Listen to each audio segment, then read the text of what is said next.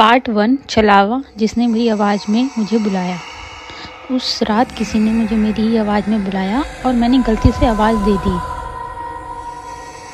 ये बात तब की है जब मैं कुछ दिन के लिए अपनी नानी के घर गाँव गई थी। गांव का एरिया काफ़ी शांत था। रात को 9 बजे के बाद सड़कें बिल्कुल सुनसान हो जाती थी। सिर्फ हवा की आवाज़ और दूर से कुत्तों के भौंकने की आवाज़ आती थी। पहली रात सब नॉर्मल था। दूसरी रात मैंने टेरेस के पास खड़ी होकर फ़ोन यूज़ कर रही थी। अंधेरा बहुत था और खेत की तरफ देखने पर बस खाली परछाइयाँ दिखाई दे रही थी, काली परछाइयाँ। तभी नीचे से किसी ने मुझे बुलाया, स्वाति नीचे आओ। आवाज़ बिल्कुल मेरी मम्मी की थी। मैंने बिना सोचे सीढ़ियाँ उतरने लगी। दिल में एक अजीब सा डाउट था, पर आवाज़ इतनी रियल थी कि इग्नोर नहीं कर पाई। जैसे ही मैं नीचे पहुंची मैंने देखा मम्मी तो ड्राइंग रूम में टीवी देख रही थी।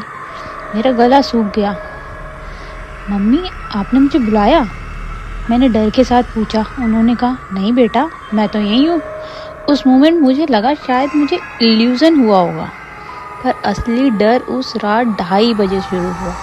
मैं गहरी नींद में थी जब अचानक मुझे फील हुआ कि कोई मेरे बेड के पास खड़ा है। रूम में अंधेरा था, पर प्रेजेंस क्लियरली फील हो रही थी कि कोई है वहाँ पे। फिर धीरे से आवाज़ आई, स्वाति। इस बार आवाज़ मेरी ही थी, बिल्कुल मेरी। Same tone, same pitch. मैंने आंखें ज़ोर से बंद कर ली और ब्लैंकेट सर तक खींच ली। अगली सुबह मैंने नानी को सब बताया।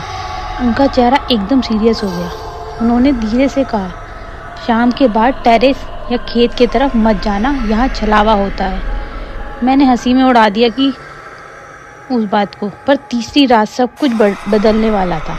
रात को लगभग 3 बजे मैं वॉशरूम से वापस आ रही थी। कॉरिडोर में हल्की येलो लाइट जल रही थी। जैसे ही मैंने अपने रूम का दरवाजे पर पहुंची, मैंने अंदर किसी को खड़ा देखा। मेरी हाइट, मेरे जैसे बाल और मेरी ही नाइट ड्रेस। मैंने धीरे से दरवाज़ा खोला और वो चीज़ धीरे से मेरी तरफ मुड़ी। उसका चेहरा मेरा था, पर आंखें पूरी काली। और उसने मेरी आवाज़ में कहा, तुमने पहली रात मुझे जवाब दे दिया था। और उस रात मुझे समझ आ गया, वो मेरा रिफ्लेक्शन नहीं था, वो छलावा था। अगर तुम जानना चाहते हो कि उसके बाद मेरे साथ क्या हुआ, तो पार्ट 2 ज़रूर सुनें।